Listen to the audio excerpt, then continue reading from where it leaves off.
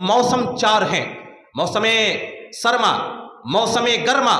موسم خزاں اور موسم بہار۔ لیکن اللہ تعالیٰ قرآن مجید کے اندر صرف دو مواسم کا بنیادی طور سے تذکرہ کرتے ہوئے سورہ قریش۔ السلام علیکم ورحمۃ اللہ وبرکاتہ۔ الحمد للہ رب العالمین،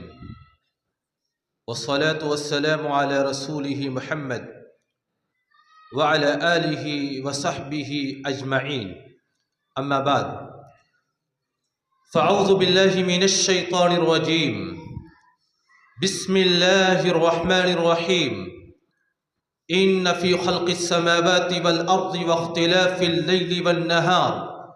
لآیات لأولی الالباب الذین یذکرون اللہ قیاما وقعودا وعلى جنوبہم ویتفکرون فی خلق السماوات والارض ربنا ما خلقت هذا باطلا سبحانك فقنا عذاب النار رب اشرح لي صدري ويسر لي امري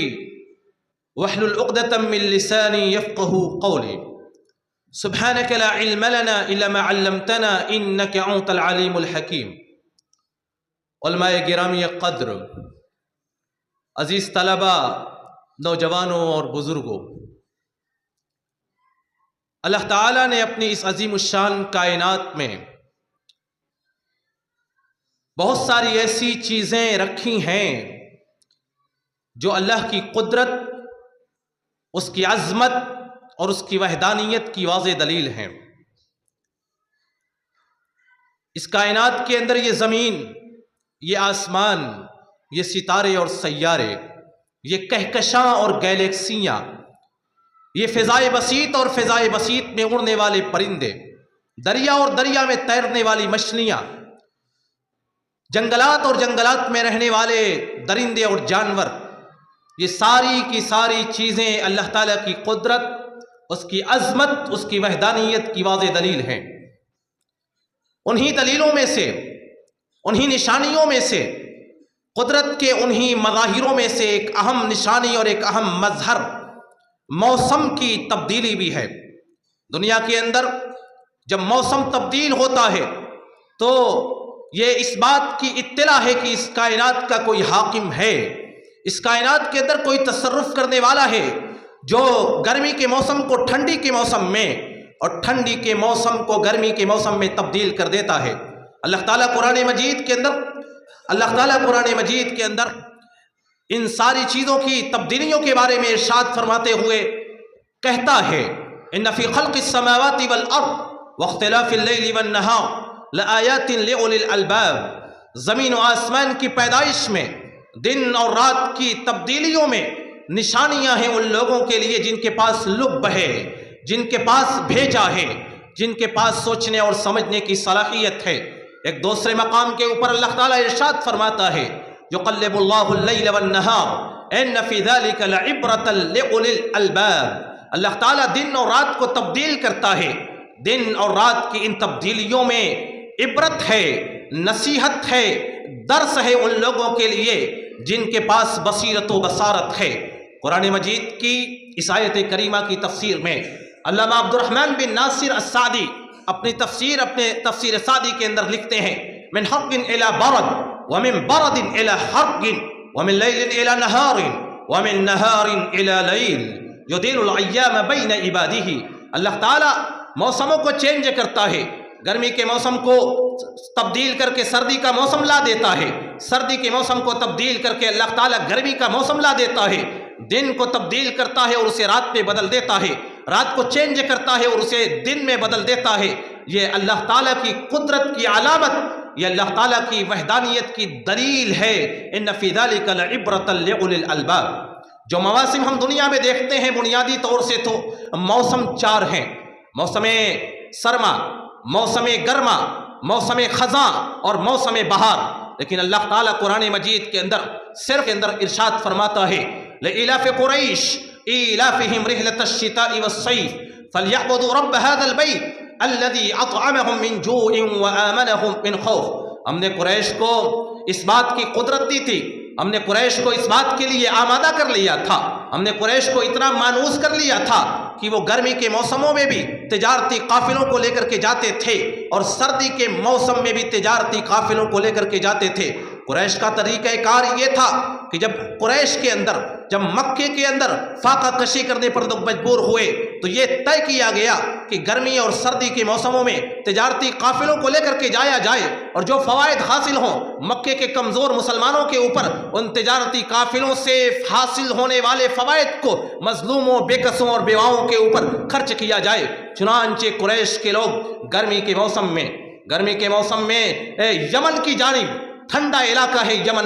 یمن کی جانب تجارتی قافلے لے کر کے جاتے تھے، اور گرمی کے موسم میں شام کے علاقوں میں لے جا کر کے اپنے تجارتی سامان کو خرید و فروخت کیا کرتے تھے۔ یہ وہی شام ہے جو آج جہاں کے حالات تبدیل ہوئے، جہاں انقلاب دنیا کی نگاہوں نے دیکھا، اور شام کی حدود کوئی بہت مختصر نہیں ہے۔ آج ہم سمجھتے ہیں کہ دنیا جسے سیریا کہتی ہے وہی شام ہے۔ میرا ارادہ تو یہ تھا کہ میں شام کے حالات کے اوپر، موجودہ حالات کے اوپر کچھ خطاب کرتا، لیکن اپنے موضوع کا میں پابند تھا، اس لیے چند باتیں شام کے تعلق سے کر کے میں اپنی بات کو آگے بڑھاؤں گا۔ یہ شام جسے دنیا شام سمجھتی ہے، جسے سیریا سمجھتی ہے، احادیث کے اندر اس کی فضیلتیں وارد ہوئی ہیں، اور جن حدیثوں میں شام کی فضیلت وارد ہوئی ہے صرف سیریا کی فضیلت نہیں ہے، بلکہ شام کا دائرہ احادیث کے بیان کردہ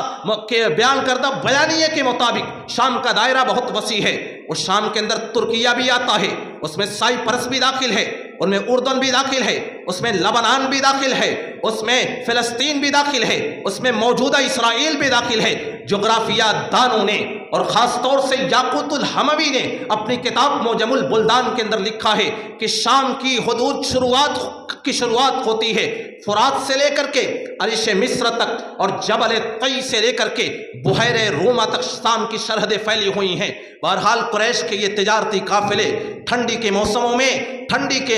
میں شام کی طرف لے جا کر کے تجارتی اسفار کیا کرتے تھے۔ رسول مکرم صلی اللہ علیہ وسلم کے پردادا ہاشم ابن عبد مناف کے بارے میں آتا ہے کہ وہ تجارتی قافلوں کو مکے سے لے کر کے جاتے تھے شام کے اندر، اور شام ہی کے اندر ہاشم بن عبد مناف کا شام کی سرزمین، فلسطین کی سرزمین شہر غزہ کے اندر حضرت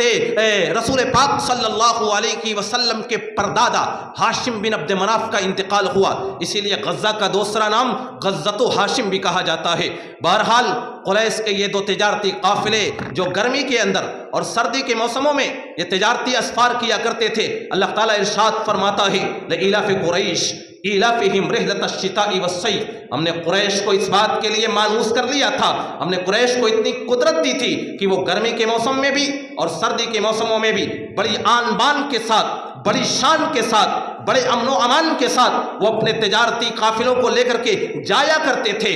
دنیا کا کوئی بھی ڈاکو، دنیا کا کوئی بھی قذاب قریش کے تجارتی قافلوں کی جانب چوری کی اور ڈاکہ زنی کی نگاہوں سے نگاہ اٹھا کر کے بھی نہیں دیکھتا تھا، کیونکہ وہ خانہ کعبہ کے پاسبان تھے۔ خانہ کعبہ کی پاسبانی کی بنیاد پر ان کو یہ عزت اور شرف حاصل تھا۔ چنانچہ اللہ تعالیٰ نے ارشاد فرمایا فَلْيَعْبُدُوا رَبَّ هَذَا الْبَيْتِ، انہیں چاہیے کہ اس گھر کے رب کی عبادت کریں، اس گھر کے رب کی عبادت کریں جس گھر کی وجہ سے انہیں امن و امان حاصل ہے، جس گھر کی بنیاد پر ان کے تجارتی سامانوں کو اچھے داموں پر خرید لیا جاتا ہے۔ الذی اطعمہم من جوع وآمنہم من خوف، انہیں چاہیے کہ اس گھر کے رب کی عبادت کریں جس گھر کا رب انہیں بھوک کے عالم میں کھلاتا بھی ہے اور خوف کے عالم میں دشمنوں کے شر سے محفوظ بھی رکھتا ہے۔ بہرحال قرآن مجید کی اس سورہ کے اندر اللہ تعالیٰ نے بنیادی طور سے دو مواسم کا تذکرہ کیا ہے، حالانکہ موسم تو چار ہیں۔ اسی لیے امام قرطبی رحمۃ اللہ علیہ نے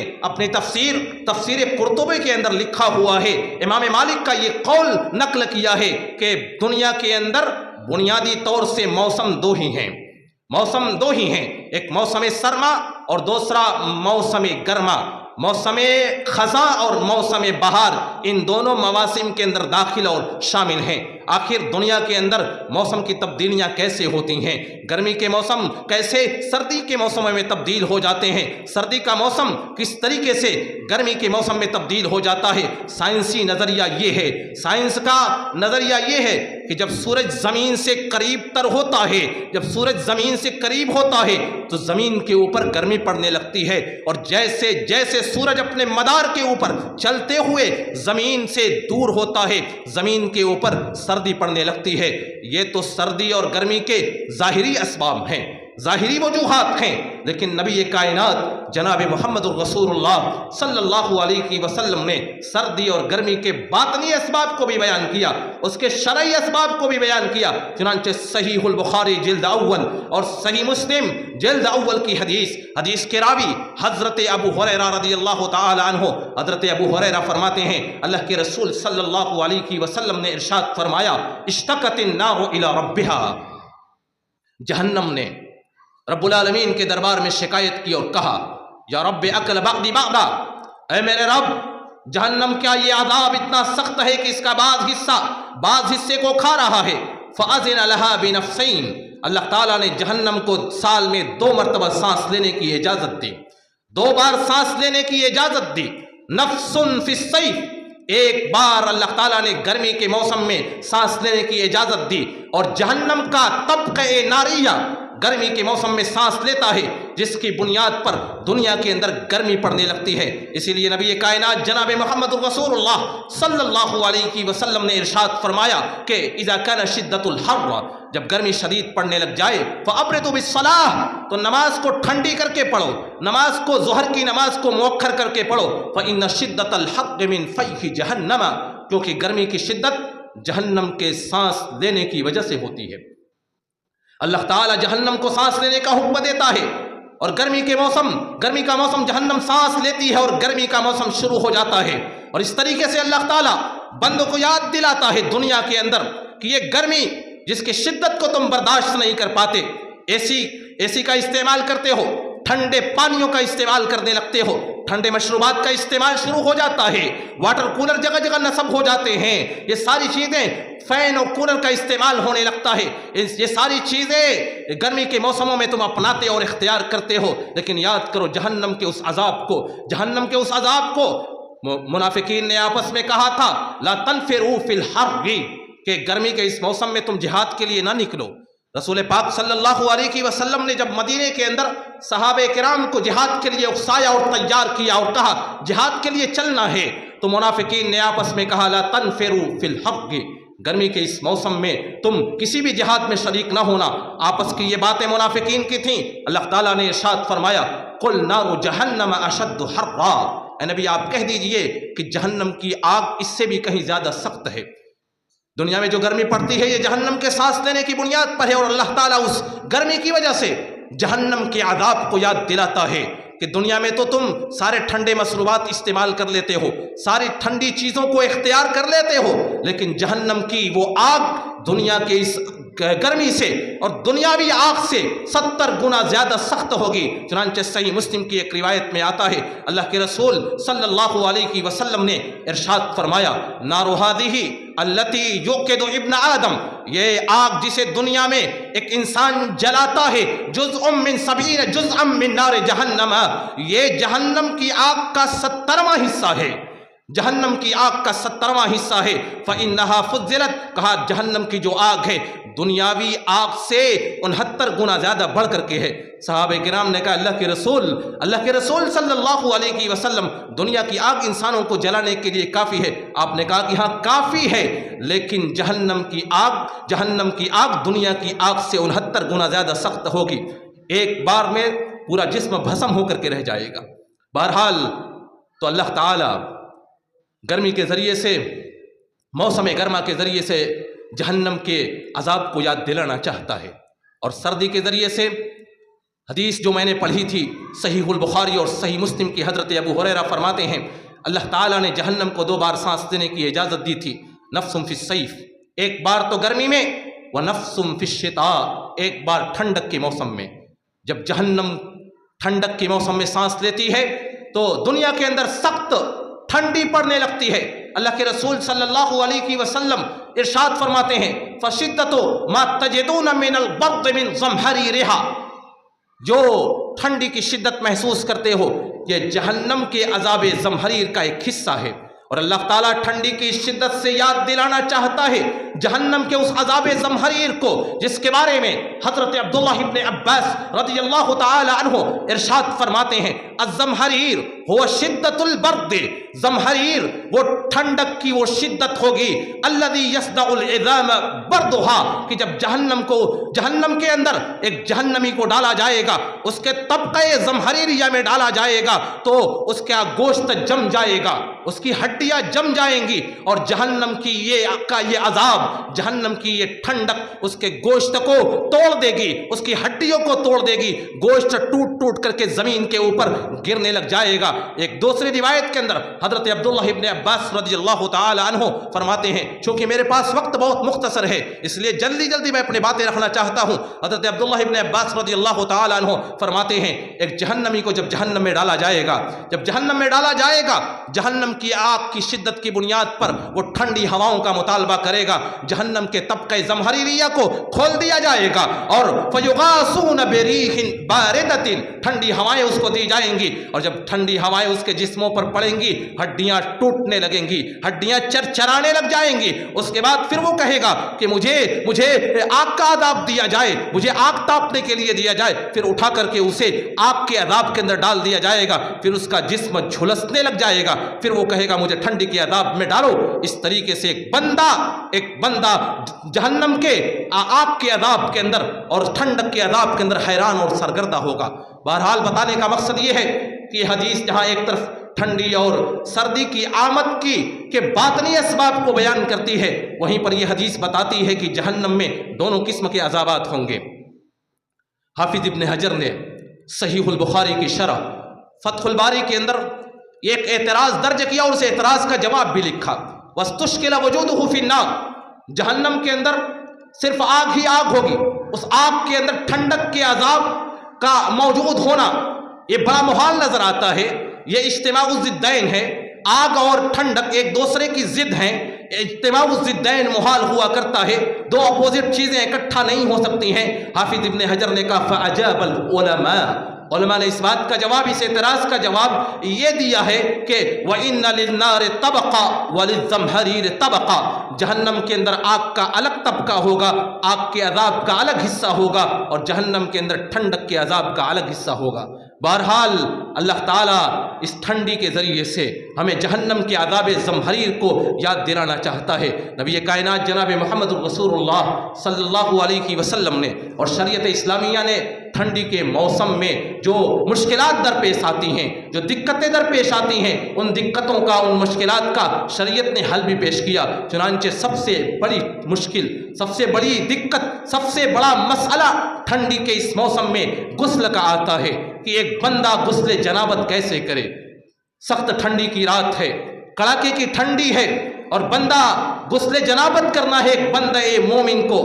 اور اگر وہ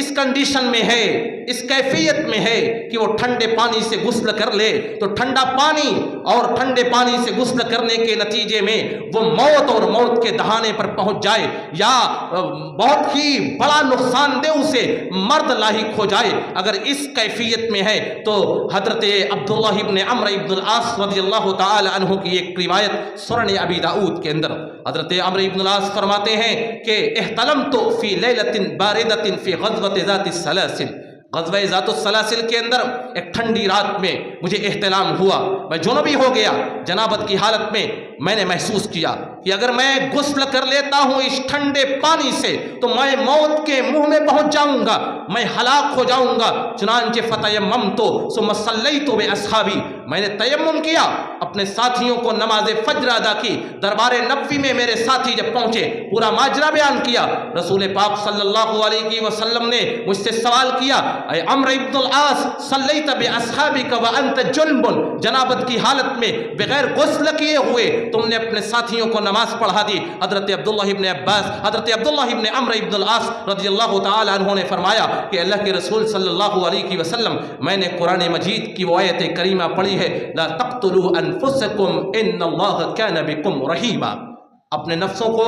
ہلاکت میں نہ ڈالو، اپنے نفسوں کو تباہی اور بربادی میں نہ ڈالو، ان اللہ کان بکم رحیما، اللہ تعالیٰ تمہارے اوپر رحم و کرم کرنے والا ہے۔ اللہ کے رسول صلی اللہ علیہ وسلم حضرت عمرو ابن العاص کے اس استدلال کو سنتے ہیں اور آپ مسکراتے ہیں۔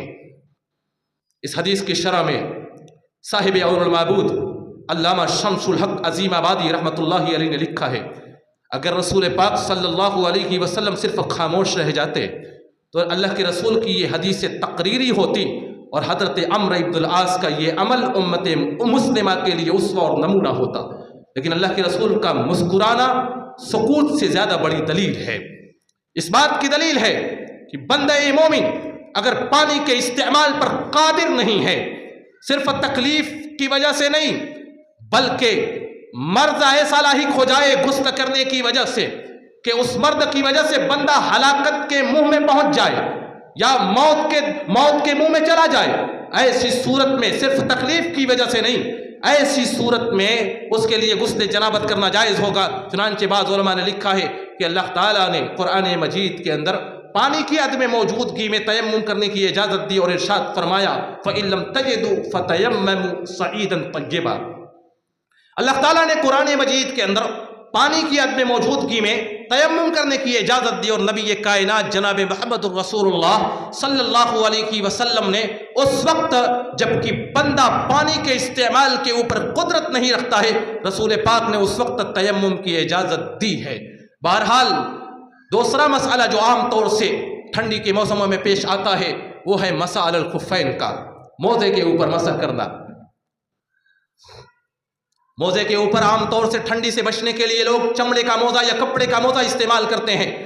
इस बारे में मसा अलल खुफ़ैन की हदीसें तवातुर के दर्जे को पहुंची हुई हैं। तकरीबन 40 से ज़्यादा अहादीस मुतअद्दिद सहाबे किराम से मसा अलल खुफ़ैन मोज़े के ऊपर मसा की रिवायतें मौजूद हैं और सबसे ज़्यादा हदीसें हज़रत मुग़ीरा इब्न शुअबा रज़ियल्लाहु ताला अन्हु से मरवी है। सहीहुल बुखारी की एक रिवायत हज़रत मुग़ीरा इब्न शुअबा रज़ियल्लाहु ताला अन्हु फरमाते हैं, मैं एक सफ़र में था, अल्लाह के रसूल सल्लल्लाहु अलैहि वसल्लम वज़ू करने के लिए आपने मुझसे पानी मंगवाया, आपने वज़ू किया और सर का मसा करने के बाद मैं आपके पाँव की जानिब झुका कि आपके पाँव से मोज़े को निकालूं ताकि आप पाँव को धुल सकें। रसूल पाक सल्लल्लाहु अलैहि वसल्लम ने इरशाद फरमाया, दअहुमा, इन दोनों को छोड़ दो, फ़इन्नी अदखलतहुमा ताहिरतैन, क्योंकि मैंने इन दोनों को तहारत की हालत में पहना हुआ है। मसा अलल खुफ़ैन की ये पहली शर्त है। ये पहली शर्त है कि बंदा मोज़े को वज़ू की हालत में और तहारत की हालत में पहने हुए हो और फिर पहले हदस के बाद जो पहला मसा होगा उस पहले मसा से लेकर के मुसाफिर आदमी 3 दिन और 3 रातों तक खुफ़ैन के ऊपर और मोज़ों पर मसा कर सकता है और मुकीम आदमी 1 दिन और 1 रातों तक मसा कर सकता है। मेरे पास वक्त नहीं है, इस मौजू के ऊपर बहुत तफसीली बातें हैं, बहुत सारे मसाइल अहादीस और कुरानी आयात के अंदर मौजूद हैं। सर्दी का एक अहम मसला जमा बैन सलातैन का भी आता है। आमतौर से लोग इस मसले में इफरात और तफ्तीत का शिकार हैं। मसला बड़ा हसास है। रसूल पाक सल्लल्लाहु अलैहि वसल्लम ने